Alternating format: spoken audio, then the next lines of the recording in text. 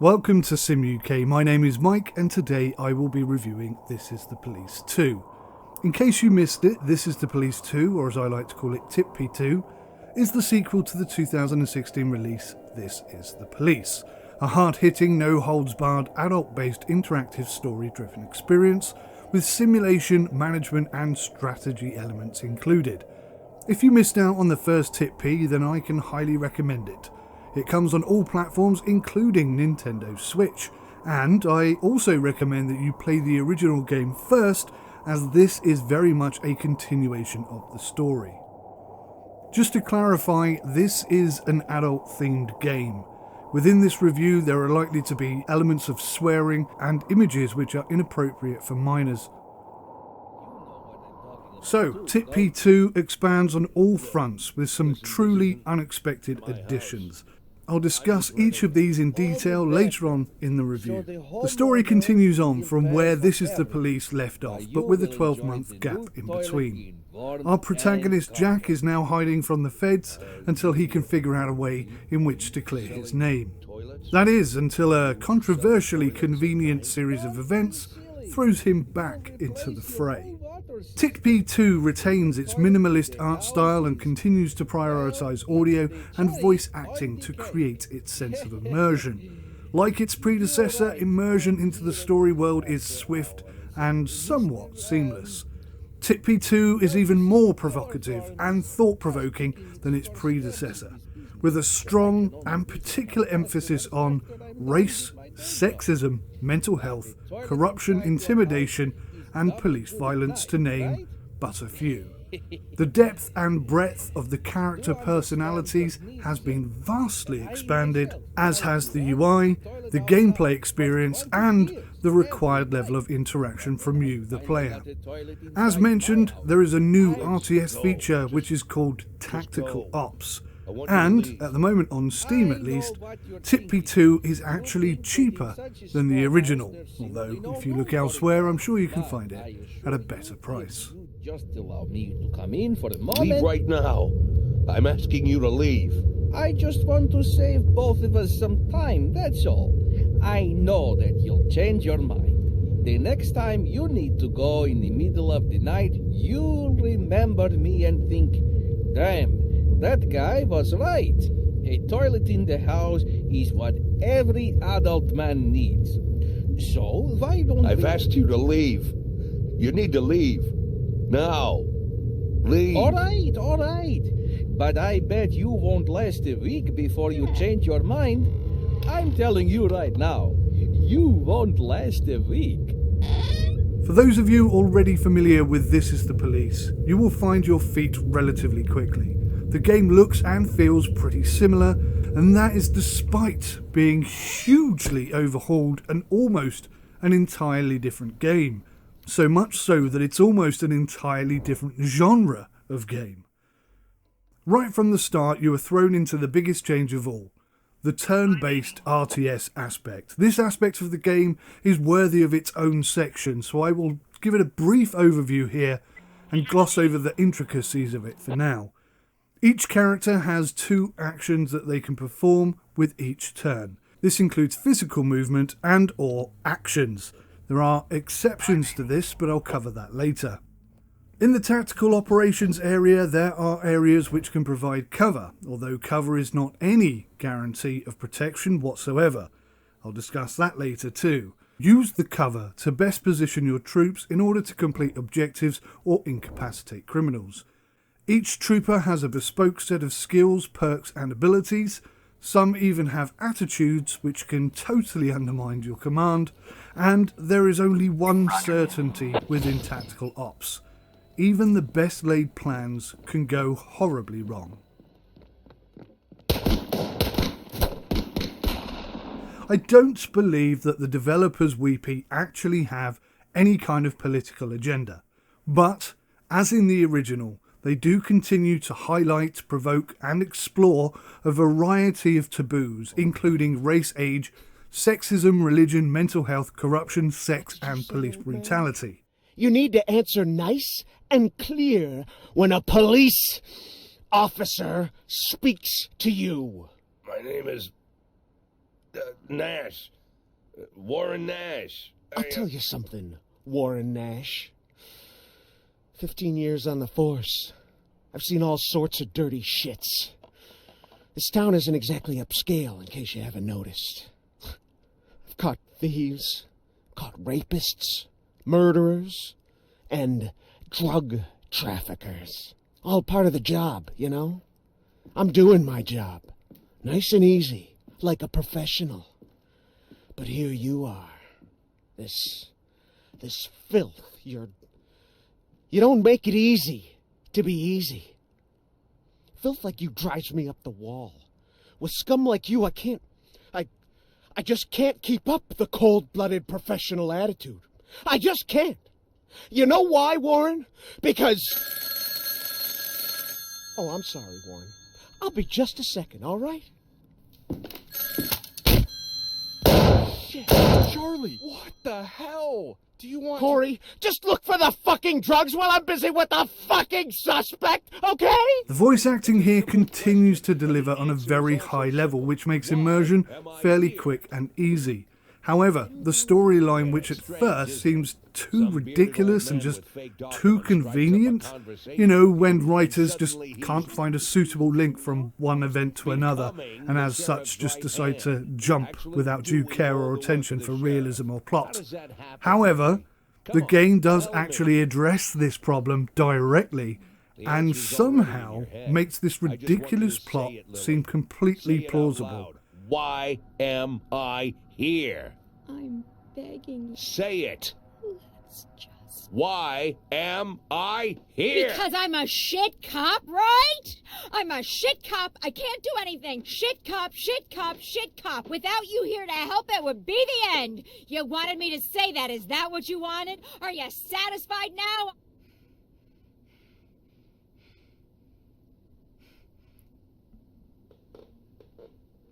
I'm very satisfied, Lily. Yes, one of the taboos that the game tries to address here is a female sheriff in a very misogynistic-based platform, I guess you could say. Not all the female characters in this game are as weak and incapable of dealing with misogynistic colleagues as this lady. No one's seen Jack Boyd for almost a year, and he's still on the front pages. Show me something more relevant. Oh, Lana, look, God knows, you did what you could. The asshole is already 8 months on the federal wanted list. The feds can't find him. And can you? You mind-fucked all your colleagues, mind-fucked everybody, one by one, through the whole police department. Plus any poor son of a bitch who ever saw him, talked to him, delivered him pizza, or checked his prostate. You went through mountains of documents, some of which you were not supposed to see, and I have always been ready to look the other way. Until you come in... You're not my boss, Reeves. I don't care if you looked the other way. I never asked you for help with the investigation, and I'm still not. Just give Plunkett the fucking folder and make sure he's sober enough to read it. So, the story is a direct continuation of Tip P1. The art style is the same, and the quality of the writing, actors and audio are all of the highest level. Other than that, pretty much everything else has changed and or evolved considerably. There are more cutscenes now, and they're even better than in the original. Although some I did find were too long and too boring and quite irritating on occasion. But mostly they're okay or even very, very exciting. The daily deployment map is largely the same as in terms of mechanics as the original. There has been a small number of updates here, including how animated vehicles now drive through the town, and it's not just flashing dots as it was before. Unfortunately, the record player and the option to pick tracks for each day appears to have gone. There is a radio in the game, but that seems to just auto-select tracks, at least for now. Deployment is now based on a minimum level of professionalism, but dealing with crimes is vastly, vastly more difficult, diverse, and unpredictable. Especially when you factor in your troopers' personalities, which are now vastly more intricate, and for some, their behaviour is extreme. Investigations still exist and they operate in a similar way, but they have also been enhanced. You now have more control over proceedings as to who and what is investigated, And you have multiple lines of inquiry and multiple suspects and perceived turn of events to deal with. This is processed as before by picture boarding, but ultimately your choice of who to indict is your own. Do you see it? Before I can fully explain to you the new tactical operations aspect of the game, I first need to explain the new and improved personnel personality attributes and the barter system that is now in place. So, as the protagonist, you need to keep the following people sweet. Fry. Now, I won't spoil it for those of you who have yet to play THQ 1, but yes, that Fry, who will demand money, among other things, from you. Then we have Sheriff Lily, who demands performance above all else, and each individual trooper whose loyalty will ebb and flow like the tide. That would be a totally unpredictable tide, with the occasional tidal wave and hurricane thrown in. Troopers have many vices and many desires, and some completely unreasonable needs. They can be bought, won over, via mini-games for example. They can be removed and even bribed. But at the end of the day, no matter what you do, you will never be able to predict what they will say or do next. There are other people in the game whom you also need to keep sweet, be it for financial gain, leverage, or some other politically motivated goal. The one thing you cannot do is keep on the straight and narrow, no matter how much you want to. This game, as its predecessor, will just not allow that to happen. Trooper management and personality is a far more complex system than it was before. Each trooper now has a set of skills including strength, intelligence, speed, stealth, shooting and negotiation skills. Each of these personality traits can be leveled up to a maximum of 3, and this is achieved by catching criminals on the daily map. These personality traits serve each trooper when responding to calls, and each level also unlocks new perks which can be utilised in tactical operations. Calls now require you to select an action and the officer who will perform it. Some actions require certain equipment which you will supply to them at the beginning of each shift. Somewhat annoyingly, if you want to add or change anything at this time, it will reset them to nothing. You also need to supplement your stock of equipment at the end of the day by way of beer tabs being the currency of This Is the Police. You will also use beer tabs in order to buy more troopers and equipment. One new trooper type that we didn't see in This Is the Police is the sniper, and so far I found him to be completely useless. I can't even seem to use him in tactical ops. Just seems to crash whenever I select him. Overall, calls are just much harder to complete successfully. And the main reason for this is the troopers are a total pain in the arse.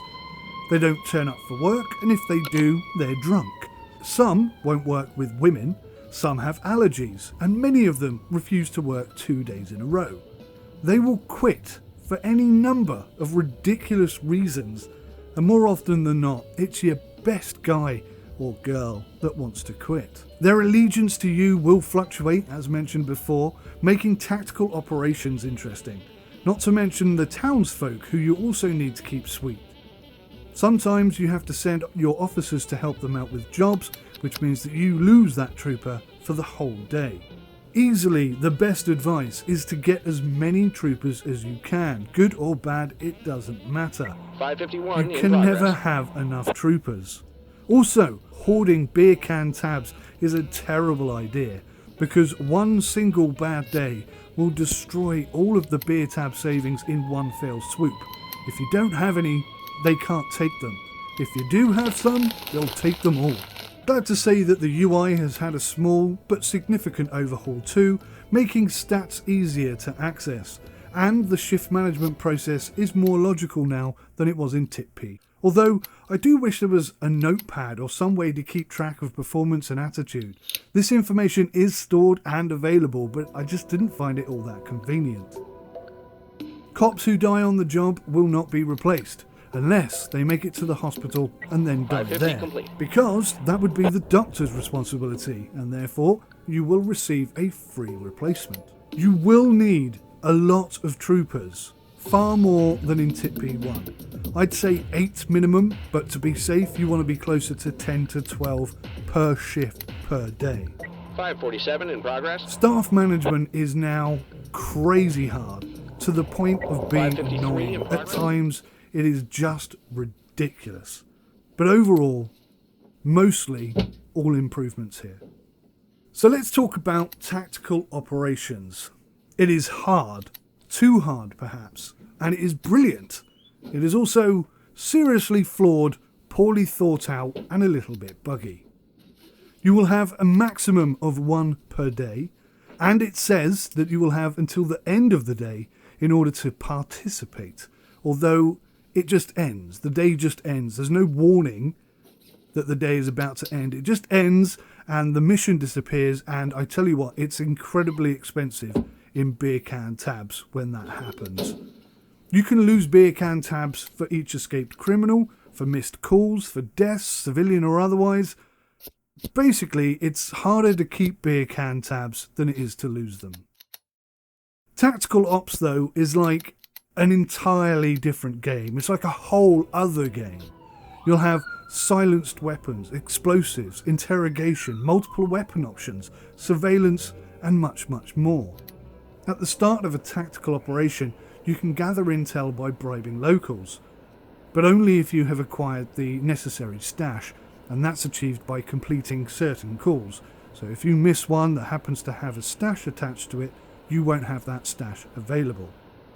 It doesn't help a whole lot, to be honest, but there is no other use for the stash. For example, you can't sell it, which I think is a bit of an oversight and a bit of a shame, because you have financial outlays which are pretty extreme, to say the least, and being able to sell these goods instead of negotiate information with them might be another decent avenue for income. When you plan a tactical operation, the troopers you send make a huge difference.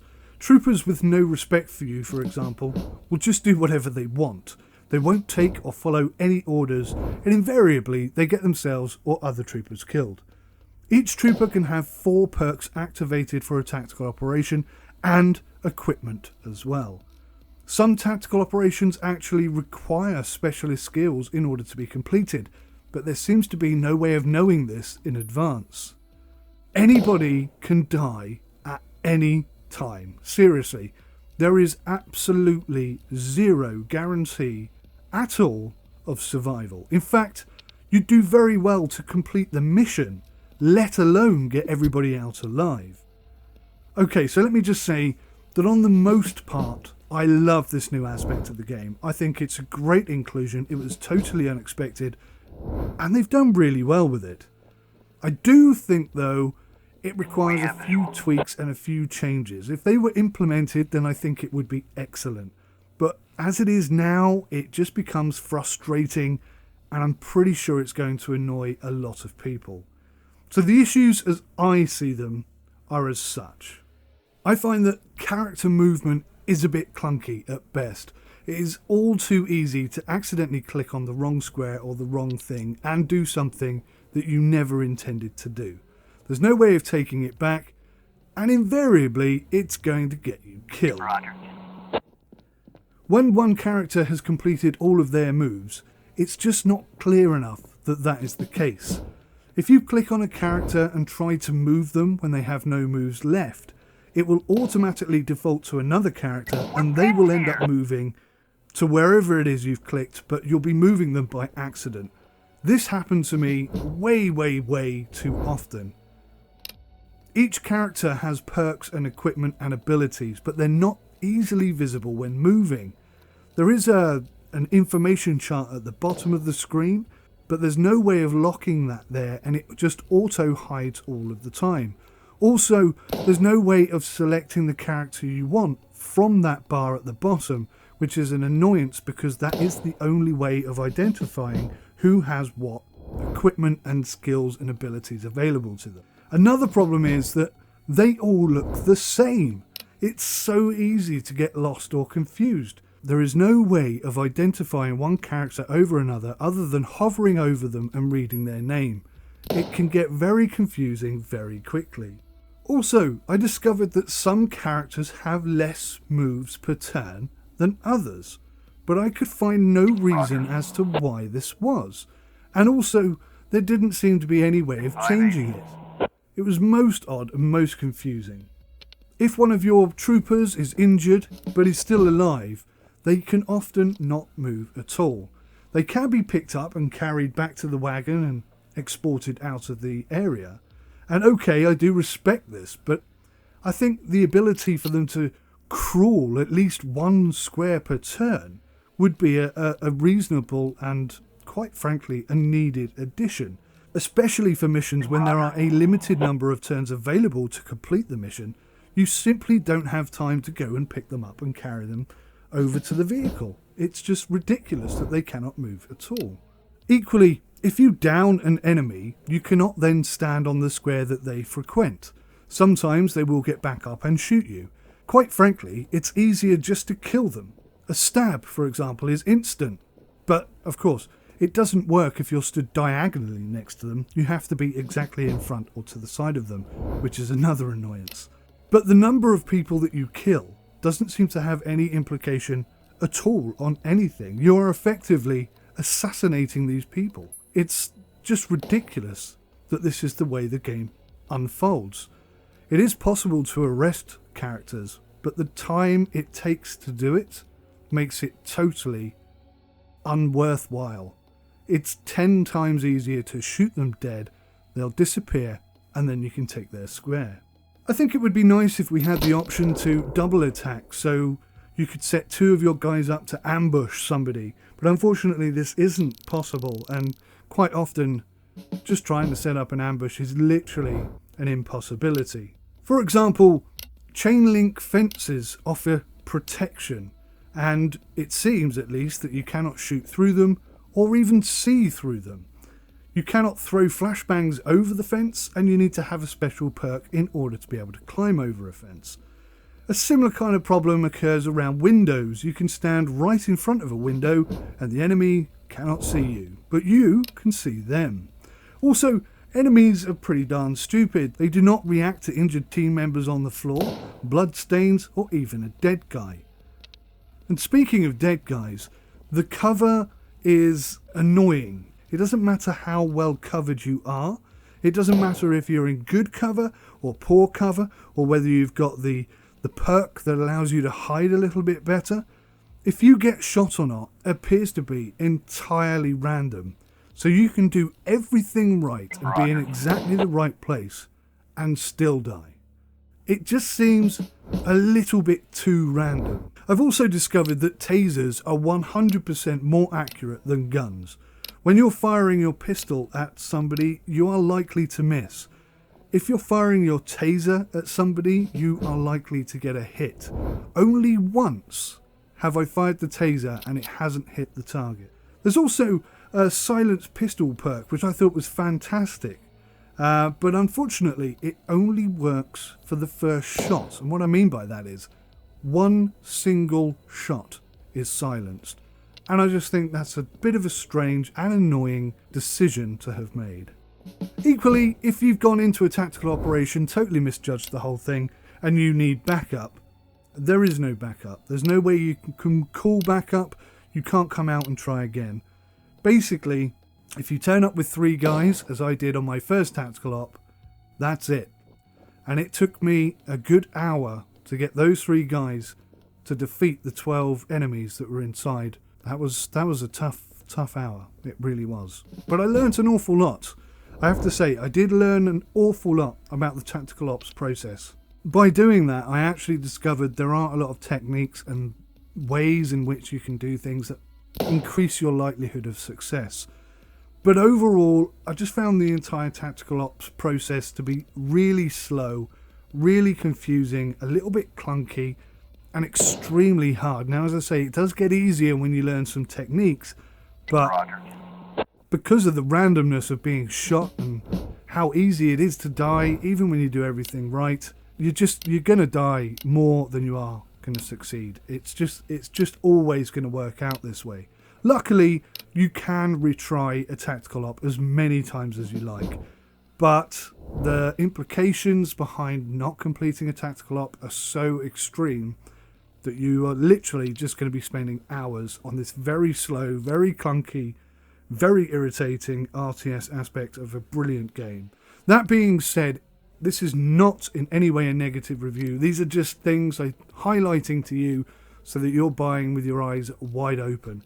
Hopefully some of this stuff will get changed, evolved or updated in time, but it's important that reviews like these are heard, and maybe some of my suggestions will make it into the game and make the game better for everybody. But overall, what an absolutely fantastic game. It's unlike anything I've ever played before, with exception for Tip P1, which in itself is a very unique and very, very, very good game. So, my recommendation is to go and buy both of these titles and enjoy it. But make sure you're A, old enough to be playing it, and B, calm and relaxed enough to enjoy it. Thank you so much for watching. Take care of yourselves. Until next time, goodbye for now.